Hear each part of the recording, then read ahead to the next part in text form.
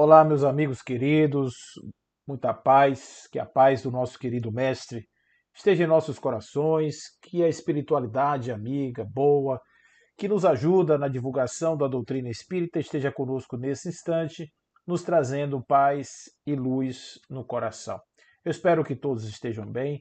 Eu estou aqui inicialmente, antes de começarmos aqui a nossa conversa, saudando os nossos queridos amigos da comunidade espírita Nova Era, que fará agora no dia 25/12, agora esse mês de dezembro, 28 anos de vida. Saudações aí ao nosso querido José Alberto por esse trabalho, ao nosso querido Celso Seara, que nos convida sempre para estar junto com vocês nesses nossos encontros virtuais, às vezes presenciais, né? E eu gostaria também de saudar aqui os nossos amigos da Rádio Prazeres FM, que têm dado um apoio, um suporte imenso à divulgação da doutrina espírita, na figura do nosso querido Evandro Nunes, que com certeza tem dado essa contribuição em nome de um favor muito grande à sociedade que todos devemos, né, cumprir esse papel, e o nosso querido Evandro com certeza tem o seu coração imenso dedicado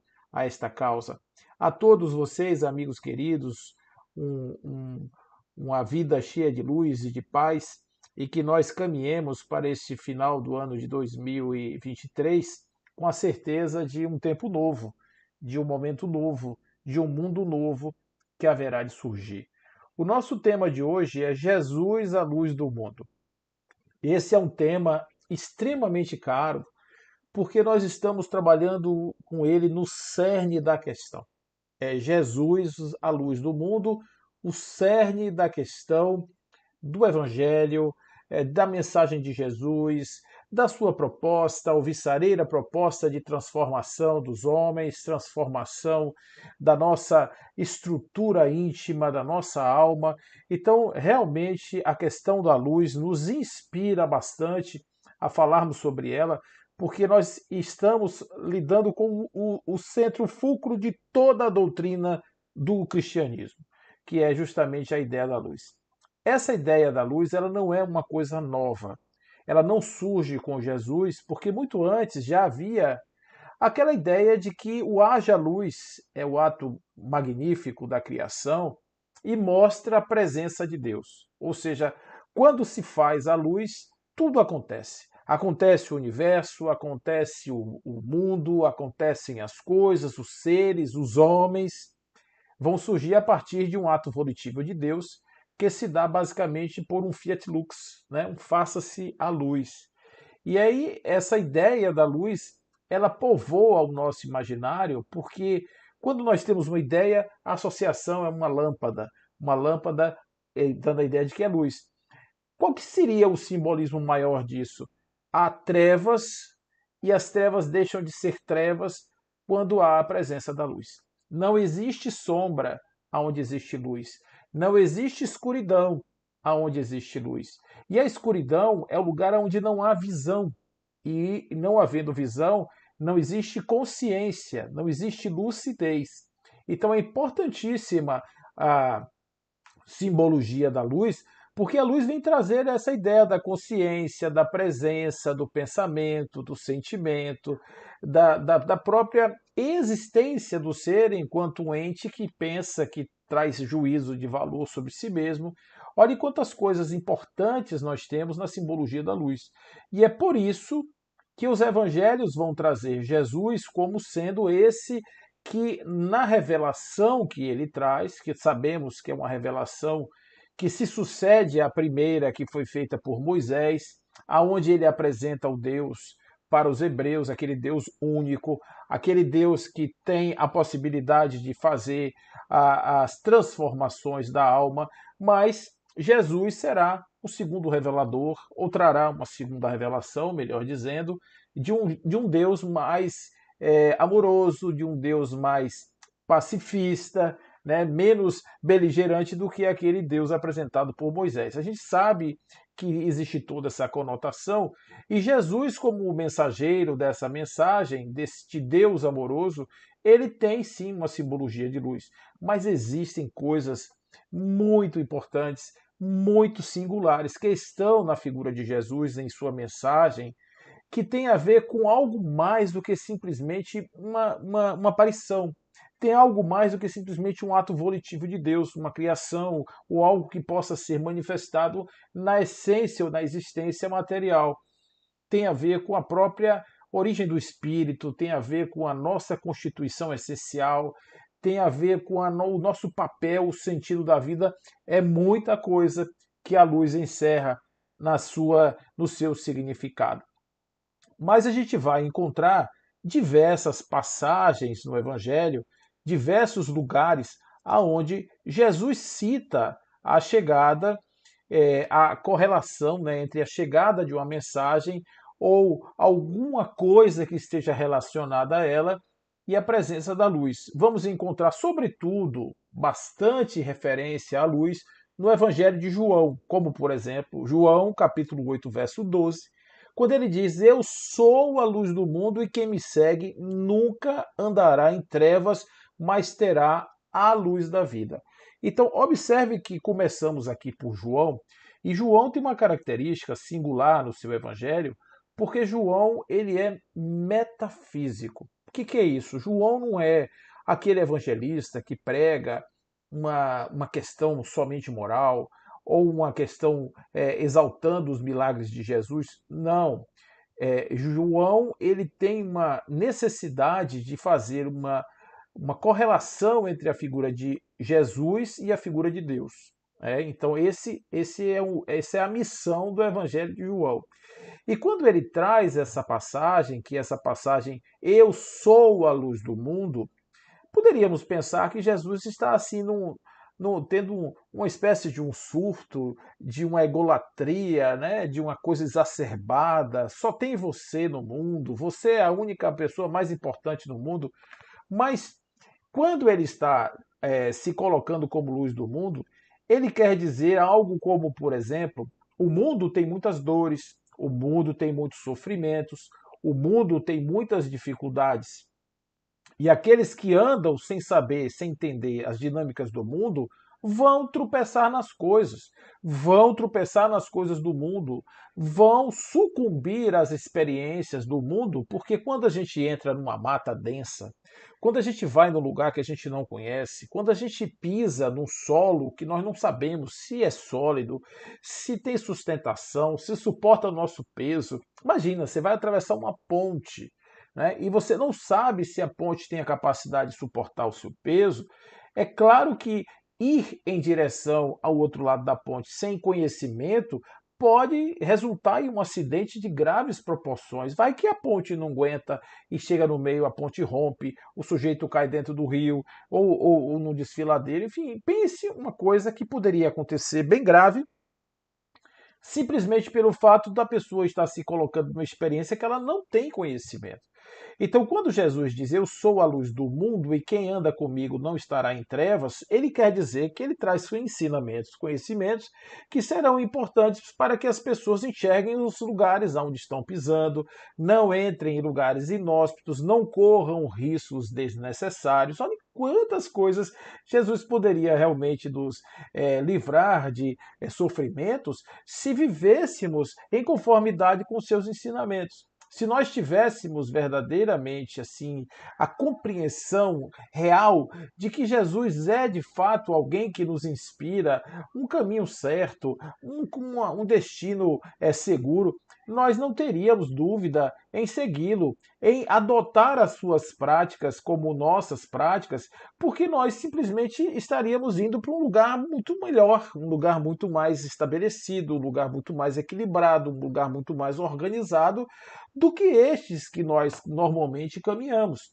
Basta olhar o mundo, basta ver as coisas do mundo, basta ver o sofrimento do mundo, né?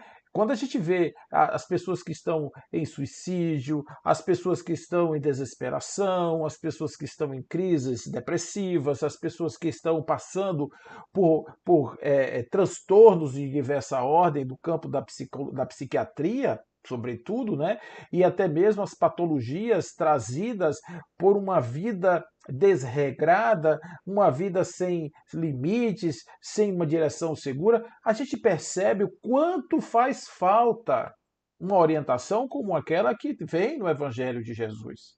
Os nossos filhos privados desse ensinamento de uma forma mais assim absoluta, eles ficam meio que vagando pelo mundo buscando respostas para as perguntas da alma, as indagações da alma, e o mundo material não tem absolutamente nenhuma condição de responder a essas perguntas, porque quando a pessoa pergunta algo que é da ontologia do ser, do significado, da essência do ser, a matéria, a única coisa que ela consegue provocar são sensações no corpo. Ela só consegue nos trazer fruições impermanentes. Ela só consegue ser rápida na sua apresentação. E no momento em que ela vai embora, fica aquela coisa do sujeito querendo correr para pegar, para repetir a experiência, uma espécie de um vício, né? Um vício sistemático que se instala e simplesmente por não querermos abrir mão desta forma de viver, a gente se submete a isso de maneira sistemática. Então, o mundo material ele não consegue responder. Então, quando uma criança vai para o mundo sem a sustentação da sua própria condução, sem o direcionamento, ele fica à mercê dessas energias e sucumbe muitas vezes, como a gente tem visto acontecer muitas vezes, por conta dessa desorientação. Então, se nós tivéssemos a possibilidade de este ensinamento de Jesus ser luz para as trevas, aqui as trevas no sentido da ignorância, no sentido da falta, no sentido da cegueira, a gente realmente poderia poupar ao mundo muitas coisas. Há outras simbologias muito fortes no Evangelho com relação a essa questão da luz e até mesmo da questão da própria cegueira. Imaginem aqueles cegos que foram curados por Jesus, Bartimeu, o cego que estava na estrada. Essa história é muito interessante porque Jesus andava com o séquito dos seus seguidores, os seus apóstolos e também aqueles que eram os curiosos que estavam andando com Jesus. Era uma turba imensa, a poeira subia, os passos poderiam ser ouvidos de longe, tamanha a quantidade deles. E esse homem ficava à beira da estrada, ele já estava ali há muitos anos e ele tinha uma túnica, ele usava um casaco daqueles para proteger não só do frio, mas também do sol ardente, e ele usava aquilo como uma espécie de tenda que protegia o seu corpo. E ele ouve esse tumulto e imagina que ali venha algo diferente. Alguém sopra nos seus ouvidos de que era o Rabi, era Jesus que chegava. E ele então, nesse momento, ele grita para Jesus. E ninguém ouve, porque não dá para ouvir. A turba está se movimentando, muita gente caminhando ali naquela direção. Então não dá para perceber. E ele grita, grita, grita, e Jesus ouve. Né? Os discípulos tentaram abafar os gritos do cego, mas Jesus ouve, ouve, e no momento em que ele ouve, ele chama esse homem para perto dele. E quando ele chama, olha a simbologia: o homem joga a capa para fora e vai ao encontro de Jesus, e Jesus pergunta a ele: o que você gostaria que eu fizesse? Eu gostaria de ver. Eu gostaria de ver. Não seria óbvio? Olha que coisa interessante. Não seria óbvio uma pessoa que não tem a visão chega diante de alguém que pode lhe restituir a visão? É óbvio que o que ele quer é enxergar, mas Jesus pergunta: você gostaria de quê? Ao que o homem redargui: eu gostaria de enxergar. Então Jesus prepara uma espécie de unguento, joga nos olhos dele, né, usando saliva, usando os elementos da terra, e o homem começa a enxergar. O homem começa a enxergar.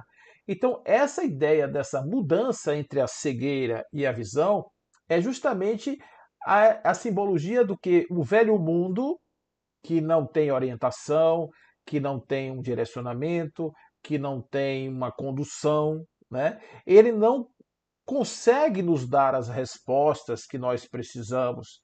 E por esse motivo, a simbologia do cego. O cego não consegue ver.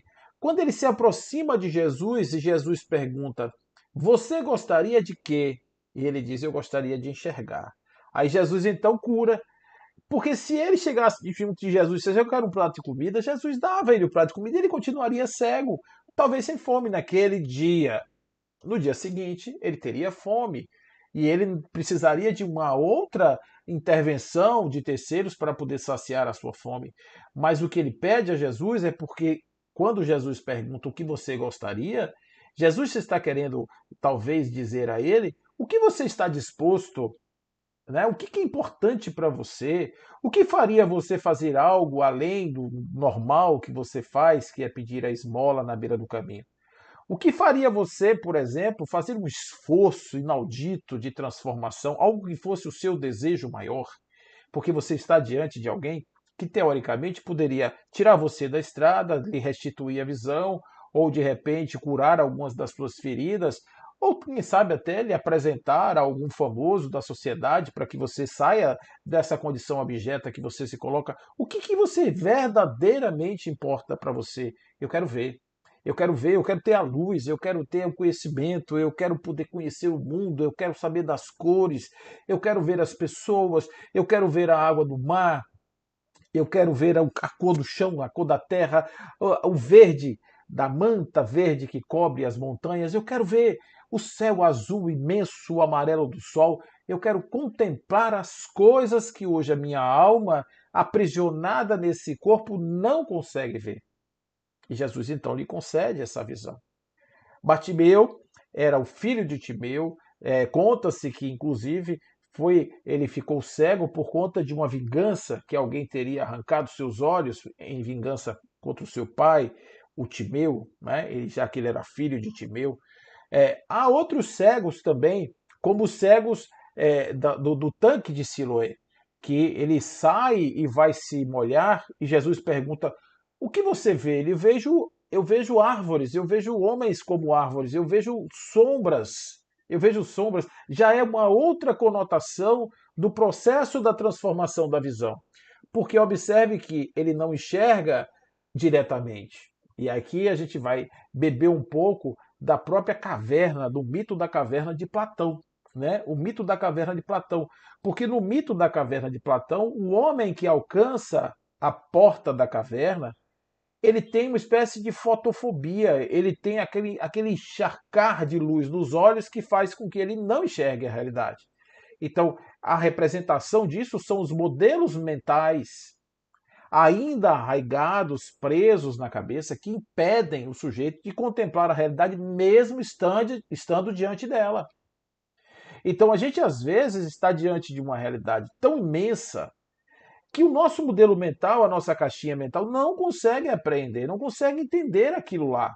Então a gente fica, muitas vezes, nós sucumbimos é, de fome na frente de um restaurante, porque a gente não consegue distinguir o restaurante como um lugar que poderia matar a nossa fome.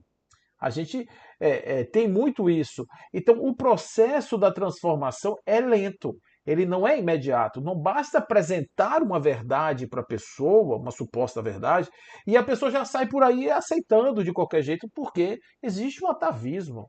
Existe uma história pregressa que essa pessoa tem que construir ao longo do tempo até chegar nesse lugar, que é o lugar do entendimento, é o lugar onde ele vai poder realmente usufruir, né, dessa sua condição de agora sabedor de uma nova verdade. Então, este cego do tanque de Siloé, ele representa essa visão ainda turva, porque vai levar um tempo para que ele apure a visão, para que ele consiga, então, enxergar-se. Temos outros cegos importantes, como, por exemplo, Paulo de Tarso, diante de Damasco. O que aconteceu com Paulo foi uma outra realidade, né? Paulo, ele enxergava, e ele deixa de enxergar e passa a enxergar de novo. Então observe que Paulo teve uma transição entre dois momentos de visão. Só que essa simbologia já é um pouco diferente, porque Paulo tinha uma visão anterior, que era justamente esses atavismos e tal. Ele teve uma cegueira, que é uma espécie de nulificação do modelo anterior, aceita por ele como cegueira, porque no momento em que ele se torna o cego, ao invés dele se revoltar contra aquele que supostamente o cegou, ele se entrega. Olhe como os detalhezinhos vão fazendo a diferença. Então, em Paulo, ele se entrega e a visão restituída é um novo lugar. É como se de repente ele saísse de um lugar, passasse por uma zona trevosa, uma zona sem luz, e ele chegasse no outro lugar onde tudo se abre, uma nova perspectiva se abre diante dele. Então, isso também tem representações simbólicas em relação à questão, à figura da luz.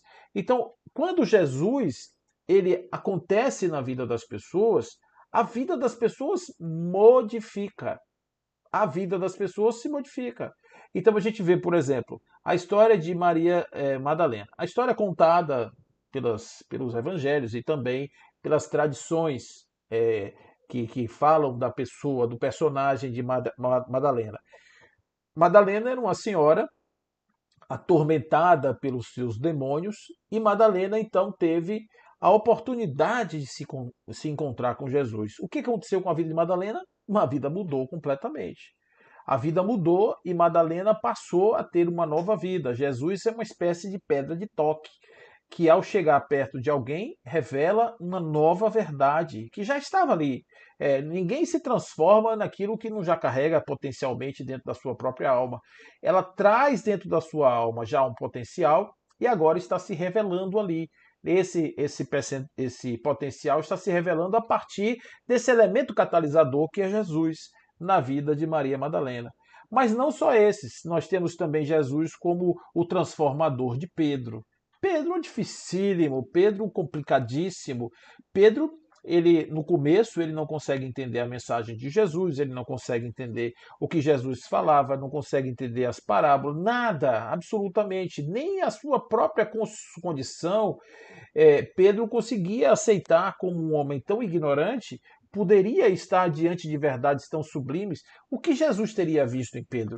Jesus enxerga em Pedro o potencial já quase que na superfície para se revelar. Então, quando Jesus chega, ele tira o manto da ignorância.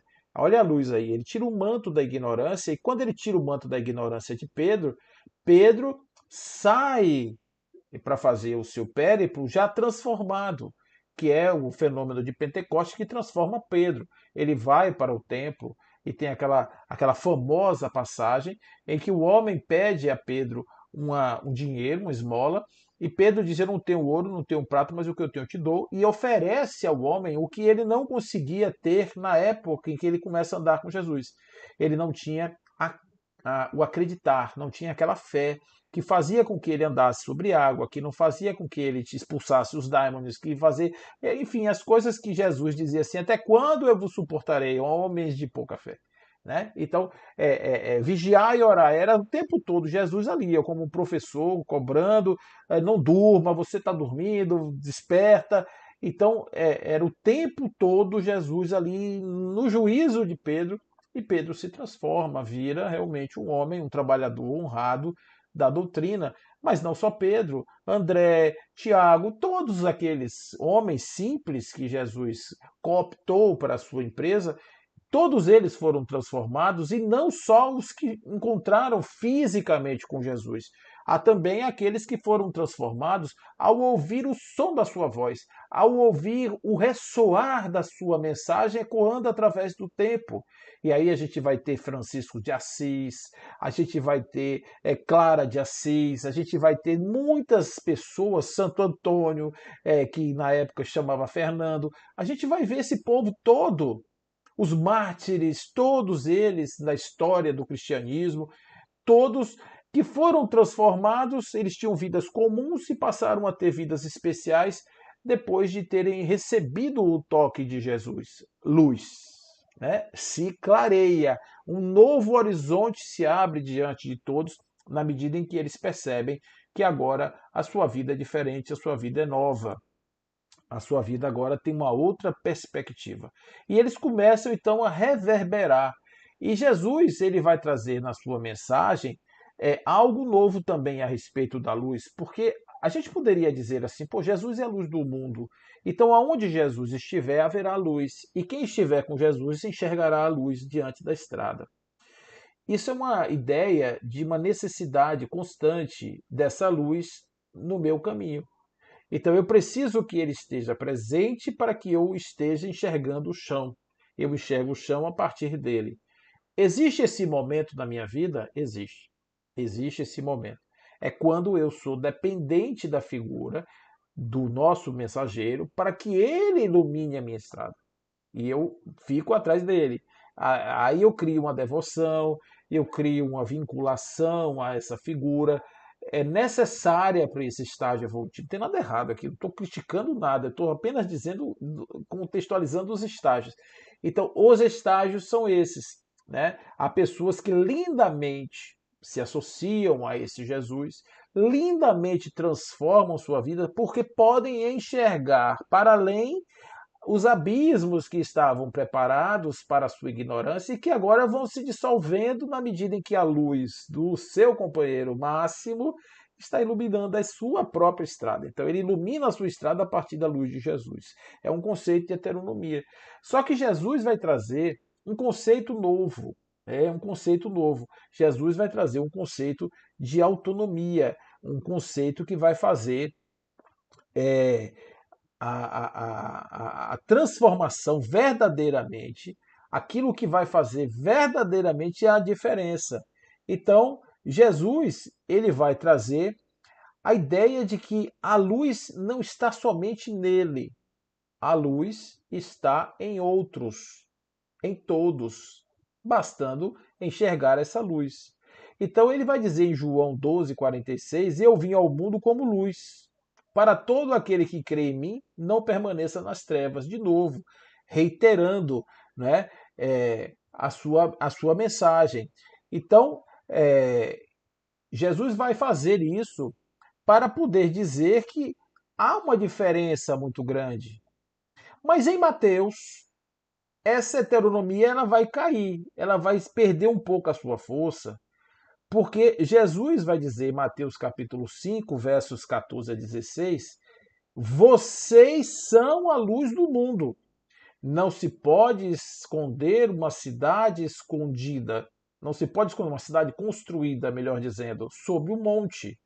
E também ninguém acende uma candeia e a coloca debaixo do módio, ou de uma vasilha, ou de algo que a proteja, de algo que a esconda. Ao contrário, coloca no lugar apropriado para que todos da casa sejam iluminados. E assim brilhe a vossa luz diante dos homens, para que vejam as boas obras e glorifiquem ao Pai que está nos céus. Essa parte daí da luz ela muda um pouco o sentido, porque Jesus não está mais se atribuindo a ideia da luz, ele está distribuindo a fonte da luz com aqueles que o seguem. É o segundo passo do processo do seguir Jesus. É o segundo momento. No primeiro momento, observe, eu trago como ele a minha orientação e eu deixo que ele ilumine a minha estrada. No segundo momento, torno-me a luz que ilumina a estrada, a minha e a de outros que estarão comigo. Então, é esse o conceito importantíssimo que vem a respeito dessa primeira mensagem. Eu venho para que tenham vida e abundância. Eu sou o caminho, a verdade e a vida, que Jesus também vai apresentar esse conceito, e é nessa ligação com Jesus sendo a referência, como Kardec vai dizer na questão 625, Jesus é modelo e guia. Nesse modelo e guia, eu construo a minha própria perspectiva de iluminação e torno-me luz do mundo. É claro que sim, porque se um homem está diante de um conjunto de predicados, um conjunto de ações, um conjunto de valorações importantíssimas, e nesse momento ele se transforma e se auto-intitula corretamente de luz do mundo, porque ele ilumina o caminho, e tudo aquilo passa a ser absorvido por outro, este outro passa a caminhar também como fonte de luz. Aquele que está nas trevas, que está na ignorância, que vê aquele que se iluminou, diz: poxa, peraí, tem uma coisa estranha aqui, uma coisa melhor aqui acontecendo com esse nosso amigo. Ele está passando por uma transmutação. Olha que legal a mudança de fulano. Olha como fulano é assim. Olha cicrano. E aí começa, por esse efeito manada, ele começa então a dissipar a luz pelo mundo, né? Ou seja, o mundo vai se iluminando na medida em que essas pessoas vão assimilando para si o cuidado, a responsabilidade de serem luz do mundo, de trazerem efetivamente para si a possibilidade de ensinar as pessoas a viver de uma forma melhor. E por isso, Jesus é uma orientação segura para que nós possamos encontrar em nós outros a finalidade maior das nossas vidas, o sentido maior das nossas vidas. É por isso importantíssimo que a gente compreenda o sentido da luz. Essa luz que vai clarear a nossa ideia. Mas existe ainda algo mais, né? Isso aí já é um primeiro passo, a gente sai da heteronomia, vai para um processo já do início de uma autonomia, mas o que será que Jesus quer revelar?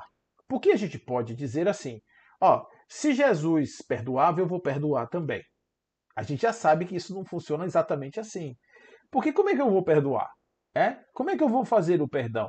Porque na hora que eu tentar, o coração vai apertar, o estômago vai dizer: não, eu não aceito ainda não. Eu não consigo perdoar. Embora a boca fale, embora os olhos até falem, porque hoje o povo, a gente sabe que o povo aprendeu a sorrir falsamente, né? Então isso aí é um segredo que eu vou contar para vocês. Com esse negócio de celular, de selfie, welfie, sei lá o que for, o povo aprendeu a dar risada. Então eu às vezes estou caminhando assim pela praia, eu gosto de andar de manhã, e às vezes eu vou andando ali pelo Farol da Barra, uma área bem movimentada, com muita gente caminhando para lá e para cá, fazendo seus desfiles dos seus apolínicos corpos, e de repente uma pessoa para, ela vem toda sisuda, séria, tá? Para, faz uma pose, né? Bota os pés assim em formato angulado, olha para cima, faz de conta que não está olhando, bota o celular num ângulo tal e tira a sua própria foto com um sorriso lindo, como se estivesse ali exuberante de felicidade. Depois ela fecha a cara carrancuda e volta de novo para o seu andar matinal, e eu fico pensando, nossa, que pessoa, será que essa pessoa pensou que se ela continuasse mantendo aquele sorriso ao longo da sua caminhada, ela angariaria simpatias, olhares de retribuição, poderia inclusive estimular pessoas que estavam tristes a pensar: nossa, que pessoa feliz, como é bom a felicidade, gostaria de ser feliz também. De repente a pessoa pode até ficar feliz pelo estímulo do outro, né? A pessoa passa a induzir. Então a gente sabe que determinadas atitudes, elas não podem ser falseadas, elas são verdadeiras ou não são. E o perdão é uma dessas faculdades, porque ele envolve grandezas da alma que são muito caras e precisam ser conquistadas. Então, para que nós possamos imitar Jesus e fazermos a luz brilhar em nosso coração, nós temos que agir como ele agia, não simplesmente de maneira estereotipada, mas de maneira real. E daí é que vem a obrigação e a grande transmutação de Jesus em nossas vidas. Porque para ser como ele, para fazer o que ele nos pede para fazer, nós precisamos mudar algo dentro de nós. Não é só uma questão cosmética, não é só uma questão estética, é algo mais que envolve a mudança de comportamento, de postura, de significação, de forma de falar, de pensar, de valorar, de trazer as coisas para o meu mundo íntimo. O que é que eu enxergo? Como é que eu absorvo as coisas? Como é que eu boto as coisas no meu mundo? Isso sim faz uma diferença incrível, porque na medida em que eu começo a me transformar por dentro, as minhas ações começam a ser transformadas como consequência da minha transformação interior. Então Jesus não busca um modelo estético, Jesus busca uma transformação ética, moral, profunda na alma das pessoas.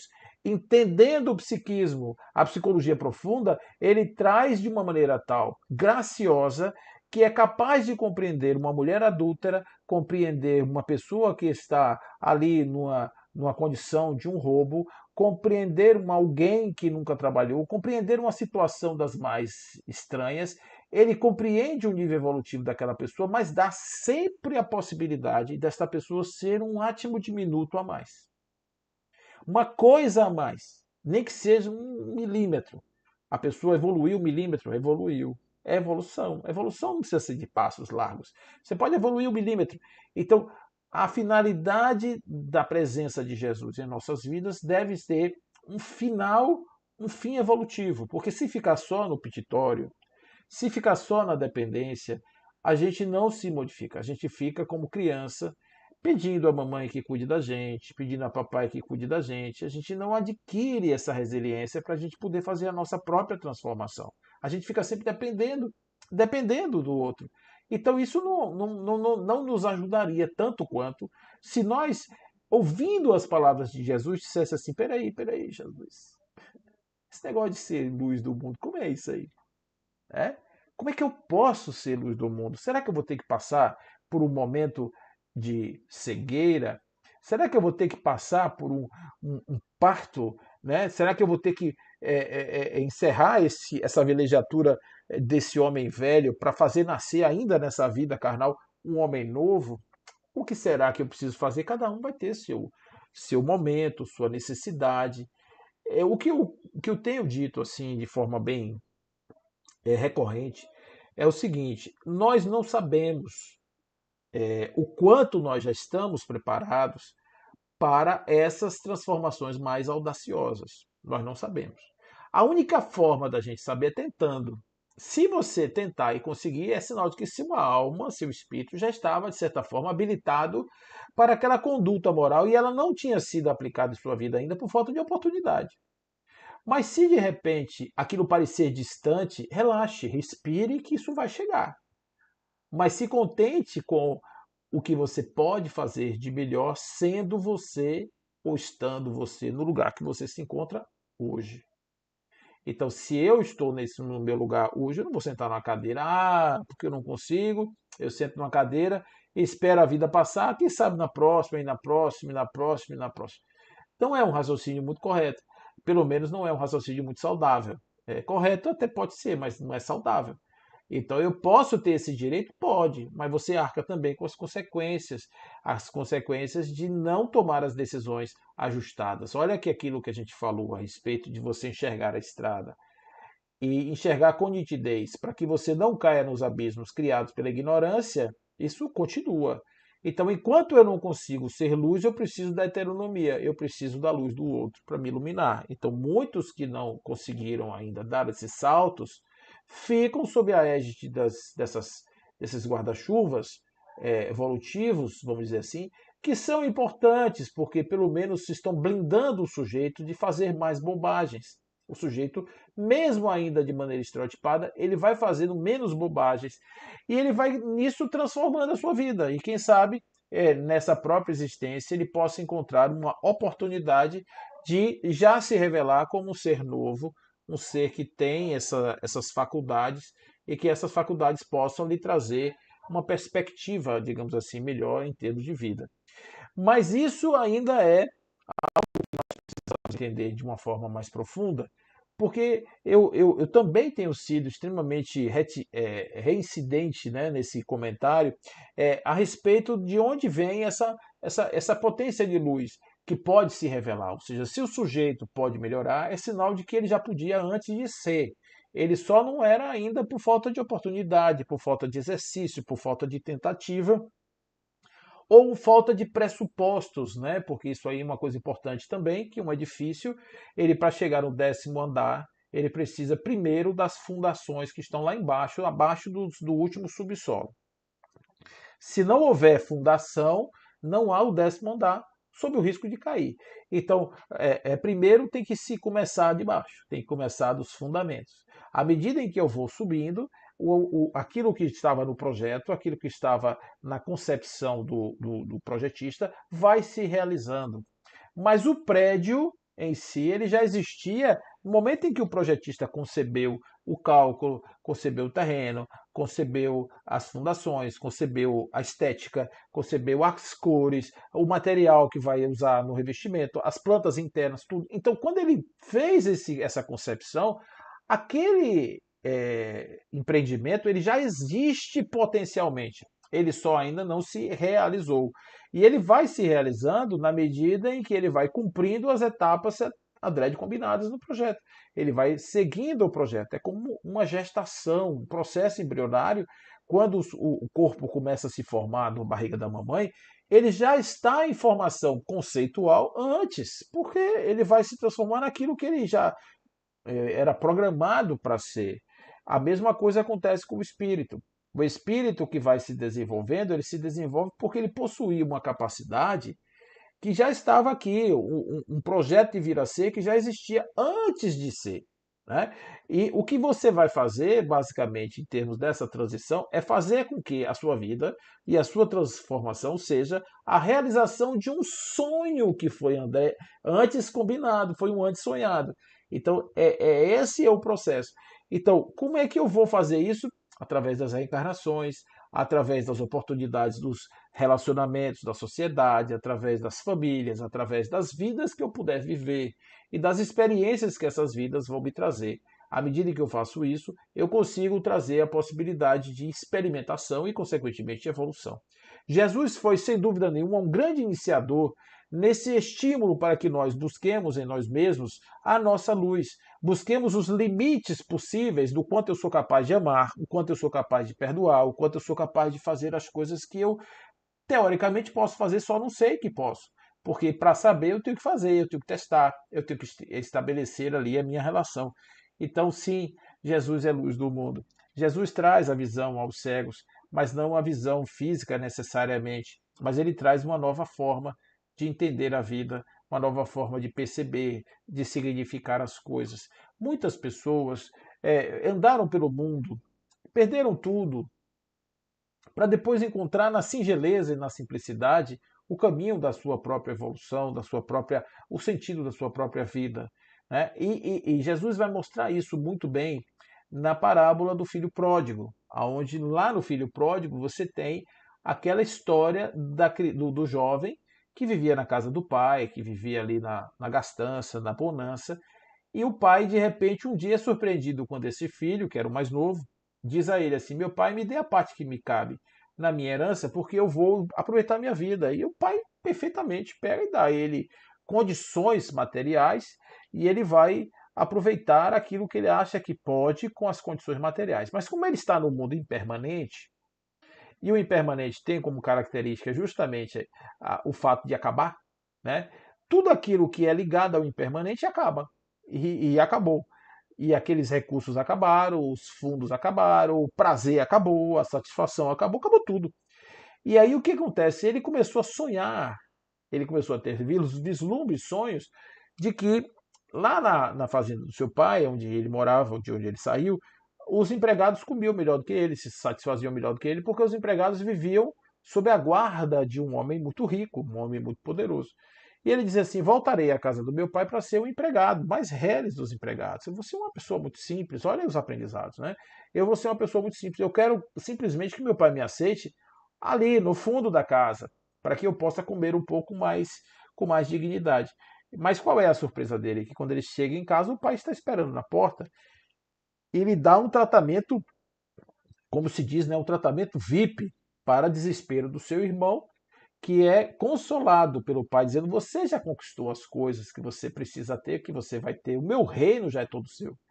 Então você não precisa se preocupar. Eu estou festejando porque seu irmão, que também é dono, que também usufrui, e aí uma coisa importante, né, nesse contexto, é que esse é um reino que você divide por milhões ou bilhões de almas e ele nunca se diminui.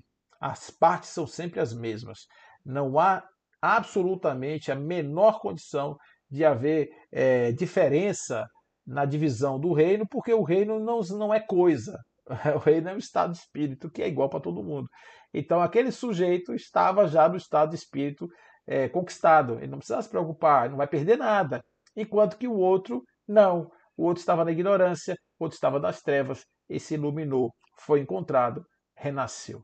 Então, essa parábola, que é considerada a mãe das parábolas, ela é muito importante porque ela mostra um pouco da nossa saga da ignorância. A gente sai na direção da ignorância, caminha pelo mundo, faz as bobagens todas, mas não tem jeito. A gente vai rodar, rodar, rodar, rodar e vai cair em Deus, na nossa necessidade de Deus, na nossa necessidade de construir, dentro de nós um mundo amoroso, um mundo de paz, um mundo de harmonia, um mundo de felicidade.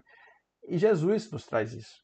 Sem dúvida nenhuma, Jesus nos oferece isso de uma forma tão generosa, tão grandiosa, que nós só temos que agradecer a esse nosso companheiro, amigo, a esse nosso grande menestrel das palavras, do amor, este grande conhecedor das almas. A gente só tem que agradecer a ele e dizer assim: amigo querido, obrigado, obrigado por tudo. Obrigado pelo pão, mas não só por ele, pela vontade de servir e distribuir. Obrigado também pelos meus olhos, não porque somente podem enxergar, mas porque percebem a sua luz iluminando a minha alma por inteiro e permitindo que ela faça nascer no meu coração o amor infinito por todas as coisas e todas as criaturas. Obrigado, querido amigo, por ter nos trazido rotas seguras para os nossos passos, trazido inclusive perspectivas novas para podermos olhar os problemas do mundo e trazermos ao mundo aspectos outros além daqueles comezinhos do dia a dia. Obrigado, obrigado, querido amigo. Obrigado pela vida, pela oportunidade da família, dos encontros. Obrigado por tudo que nos ensina todos os dias a mancheia. Obrigado, obrigado, obrigado. Não temos mais absolutamente nenhuma palavra que possa resumir a nossa sincera vontade de agradecer, porque se somos espíritos e caminhamos para a luz, será a tua luz que vai revelar a minha luz. E que bom que você está em nossos caminhos. Que a paz de Jesus esteja com todos nós, que estejamos nessa paz agora e sempre. Que assim seja.